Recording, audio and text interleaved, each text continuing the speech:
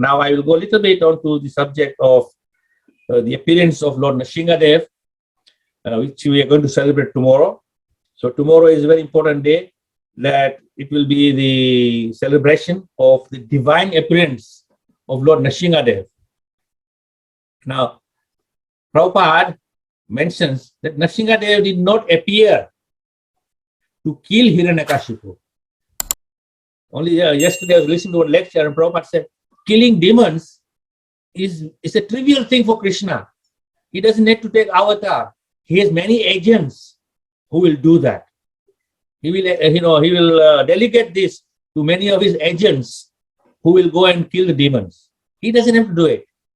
But Prabhupada said, Narasimha Dev appeared because he wanted to protect his devotee. As Krishna says in the Bhagavad Gita to Arjuna, you declare it boldly that my devotees shall never perish. They will never vanquish. They have my full protection. But because you, Arjuna, if you promise that and declare that, then I have obliged to follow that. So therefore, Narasimha Dev was obliged to come and protect his pure devotee, Prahlad Maharaj. Now, Prahlad Maharaj, by his good fortune, so Prahlad, from the very young age, in the womb of his mother, he had the opportunity to hear the transcendental subject of Krishna consciousness, kirtans, and discourses taking place in Narada Muni's ashram. So this in the ashram of Narada Muni, he was developing this in the womb and hearing that. And when he was born, he was fully absorbed in Krishna. And from the childhood, he had no intention of taking his father's kingdom. But his father was very proud that I have a son, I have an heir to my throne. I will make him just like me so that he will become as powerful as I am and he will rule the three worlds. Prahlad he didn't want any of that. So from very childhood, Prahlad was always being persecuted by his father in forms of punishment and threats that you change your ways, give up this Vishnu business, come to me, I am the real God. See, in the three worlds, everybody is worshipping me.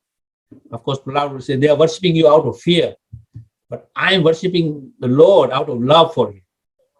And I have no fear for you because you can do nothing to me. So, of course, Prahlad Maharaj was very much free from any fear of the danger of being killed or any other punishment which would come to him. And at appropriate time, Lord Narasimha Dev decided to appear because, of course, as we know from the story from Srimad Bhagavatam, that Hiranyakashipu had a boon from Lord Brahma that he had put many conditions that he can never be killed on the earth, in the sky, inside, outside, nighttime, daytime. All these conditions were put. So he was thinking that I have put all different conditions which will make me immortal. Nothing can kill me.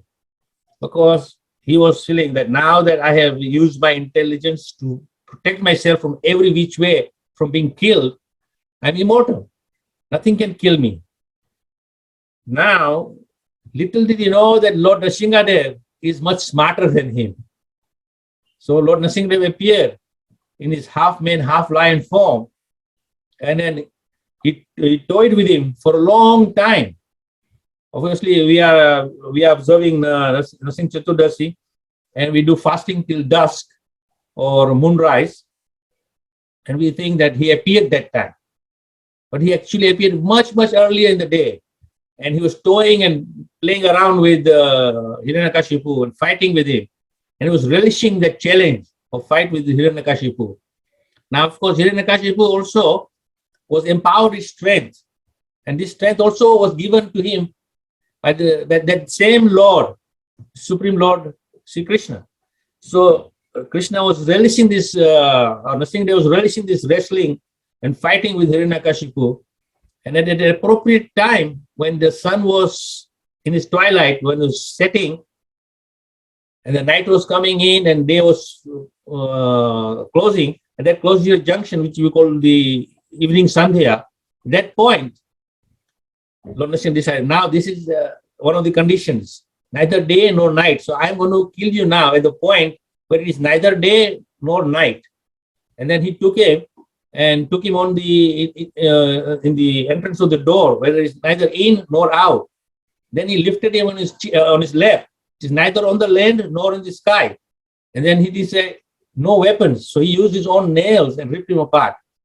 So of course we have heard this story many times, and some of us we relish it over and over. Others we say, well, I heard this story many times. It doesn't do anything for me. But that is because we haven't developed that attachment for hearing Krishna's pastime. Because as we develop this attachment for hearing Krishna's pastime more and more and become lover of Krishna, even if you hear the same thing again and again and again, you relish it more and more and more. Again, I go back to our mundane experience. That in the mundane world, when we have a loving relationship with a person, and we hear the same exchanges again and again and again, and we still relish it. We don't say, oh, look, I heard this many times. No, can we have something new here? But no, because we are so much blinded by the love that it doesn't matter, that love increases in intensity more and more. So similarly, when we hear Krishna's pastimes, we should be developing that taste for it. The more we hear, the more we relish it. And these pastimes of Krishna are so beautiful that every time we hear the pastime, it gives us a new flavor. Because it is not mundane flavor. It is a transcendental spiritual flavor.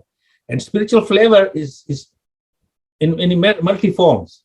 It can have so many flavors. But in material world, we have experienced that, for example, you eat an apple, it's the same flavor today, and it was same flavor 10 years ago, and it will be the same flavor 10 years in the future.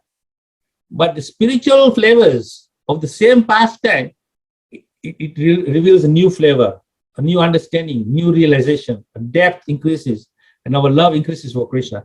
So, as Prahlad Maharaj has given us this form of devotional service, especially Prabhupada emphasized a lot on Shravanam, Kirtanam, Vishnu Smaranam, that hearing, chanting, and remembering. So if we take to this process seriously and sincerely, then Krishna will do the rest. Because again, to make advancement in Krishna consciousness, we cannot do it on our own. We need a helping hand. And what is the helping hand? One is the Supreme Lord himself reciprocates with us. And second is that physically he interacts with us in the form of the spiritual master, who is then what we call an extension of the Supreme Lord. Of course, Prabhupada said, don't make a mistake. The spiritual master is not God, but he is a representative God. And therefore, he is invested in same powers by the Lord. So he will be there to give us that. And when we have that blessing to the spiritual master, blessing to the Supreme Lord, then we make advancement. So we have to create the right environment and have full faith in the spiritual master, take instructions and shelter from him. And then Krishna will see this and he will supplement the rest, and our lives will become perfect.